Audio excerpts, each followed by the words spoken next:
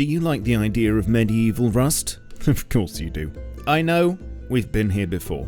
F in chat for Ruin. But this is a different game beginning with R called Renown, which is being developed by a team in Australia, and it might have the potential to scratch that very specific itch. The project is still in its infancy, but is planned to include survival, crafting, castle building, sieges, and raiding, which I look forward to showing you in a later video. For now, however, the core of the game, medieval combat, is at a stage where I can test some of it. So over the weekend I spoke to the devs to learn some more and ask them a few questions about planned features. Enjoy. Oh, and slap the subscribe button for more stuff like this, if you'd be so kind. So obviously people are going to compare this to Chivalry, Mordhau. Rust, Chivalry, Mordhau, we consider like our genes, you know what I mean? They're our progenitors. A lot of players, like yourself probably, that enjoy Rust, which is our main target audience, are not very accustomed to this combat system.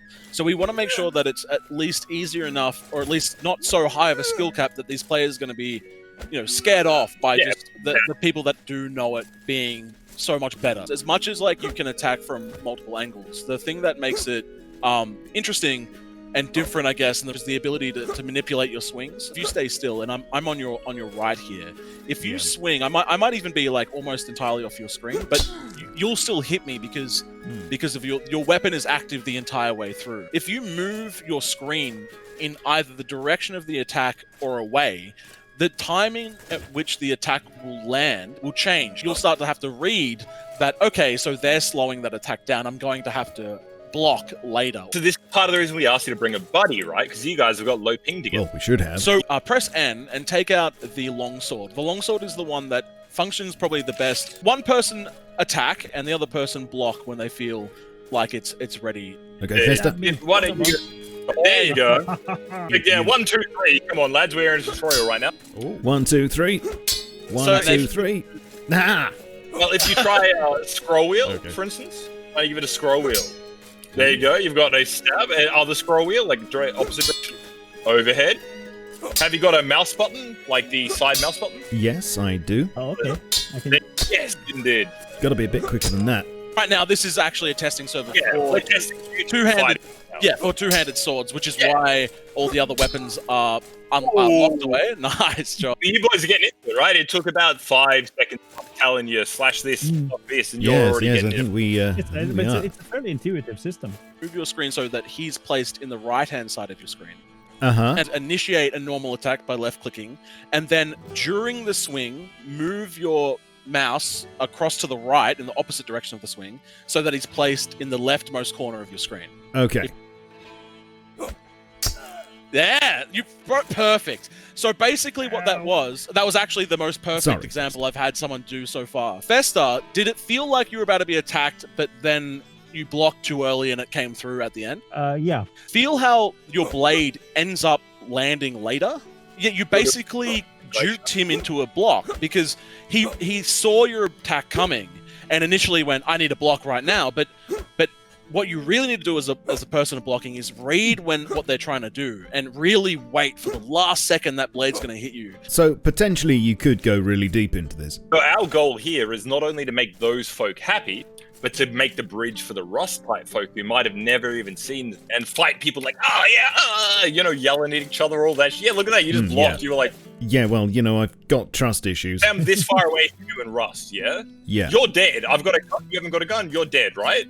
Yeah. In our game, I might have a bow, you could have a shield, and we could have a perfectly happy conversation. We could be attacking each other, and we could be going, man, I really don't want to fight you. Like, I just want to go back to my base. Come on, please don't kill me. Like, please don't kill me. I don't want to fight you. Yeah, I don't. Please, please.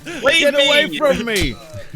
No, like you wearing like this plate armor against a noob who's like, reeing at you. And you're just like, leave me alone, I'm doing a job. Perhaps instead you should call it Renown. Exactly, a very good meme. I'm already seeing the meme for that. These are puddles I made, and there's an issue with them that I'm still trying to work out. It's very frustrating. It's fine for about an hour, and then for some reason they just go all black. And I'm. You mean to say the puddles are subject to change? Yeah.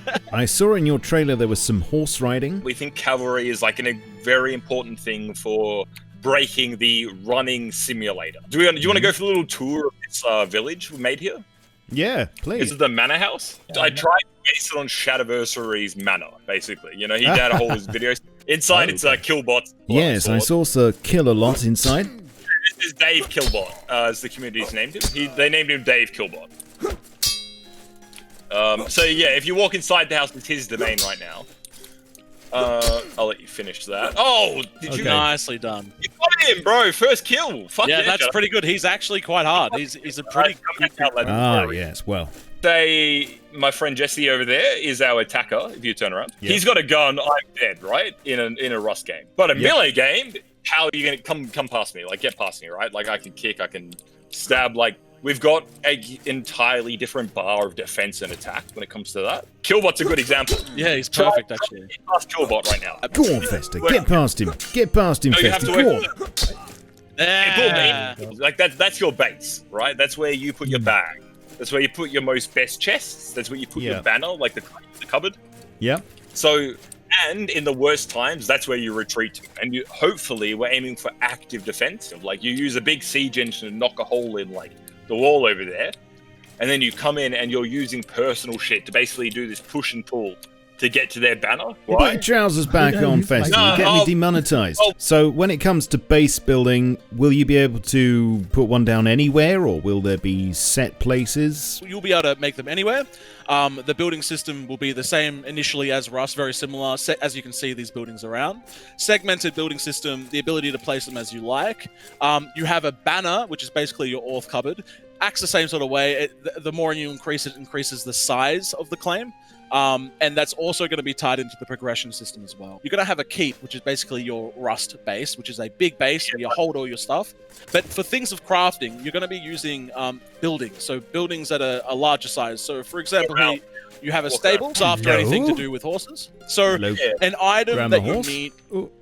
Sorry, it's got to be tried. It's got to be tried. You'd bring your cart up here. This is a warehouse. We've blocked it off because this is a combat zone. Sure, so we're trying to absolutely easily just transfer everything. You won't have to like look at the cart, look at the building. You can just click transfer all into your warehouse. Now we're going to have more buildings than this, but basically this would be your blacksmith. So anything blacksmith related, weaponry, armor, you'd come here. You'd queue up your items much like you do in a workshop on Rust, but it's all linked. So you grab yourself a cart, you go out, farm yourself some wood and a little bit of stone. You drop that shit off there, and that worked the warehouse. So as long as you're on your banner claim, then you walk over here, you talk to the blacksmith, and you say, I want this sword, that sword, these armor pieces, right?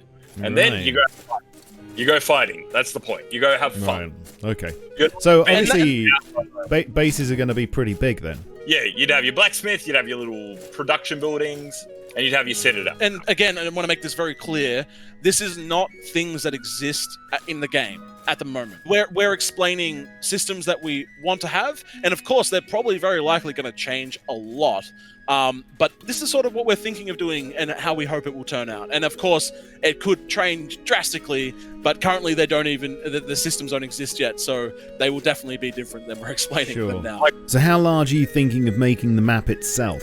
We'll be going with a smaller map with a curated sort of template. So we are being very careful with how we lay out the environment in the terms of certain areas for lower groups, you know, like smaller group players. Certain groups where will want to take them straight away. Are there going to be clans? Are there going to be factions? Definitely, definitely. Very much so. So already the way we've just shown that initially is just the ability to change your colors. That's just, we put that in just to at least show people that we are very much orientated towards clan play. Clan and hereditary is just it's amazing. Like it's needed. It's so needed in a game like this. The ability to make banners like flags like this, you know, show your colors, run into battle holding your flag and not even a weapon, maybe even hitting people with that flag because you rep your clan so much. And you've also got the Renown system. Tell me a bit more about that. That's right. Modern Shadow, you know it. You got it. Yeah, that's honestly, you're the first person to bring that up. I've always disliked that there's never been a way to have a competitive sense in games that are survival games and open world games. You'll always argue with another clan leader or another group. I'm better than you, you're better than me. There's no way to show that. So there isn't any way to really see if you are better. And I wanted there to be a way for people to go, well, look at this. I've killed more people, or I've done more of this than you. So the idea being that everything you do in the game can be tracked. Okay, chaps, I'm going to leave it there for this vid. Let me know in the comments whether you think this game has potential. Of course, I will be revisiting it to see how it pans out, as it's still in such early development, and the combat is only just in a state to test, as you've seen. There will be much more added, such as ranged weapons and shields soon, and I'm really looking forward to the building and survival elements to be included. Oh, and I'm reliably informed there will be pies. In the meantime, you can keep track of the game on Discord and Twitter, links will be below, plus I believe there'll be some kind of crowdfunding opening up at some point, but I don't have the details of that yet. Don't forget to follow me on Twitch for survival streams, Twitter, Facebook, Discord, and my Steam group to stay up to date with my content, and you can support my channel via Patreon or by buying my merch. I shall catch you all soon, but in the meantime, keep calm and stay medieval. Cheerio. This video is powered by AWDIT's producer range of workstation PCs, available now at awdit.co.uk. Perhaps instead you should call it Renown?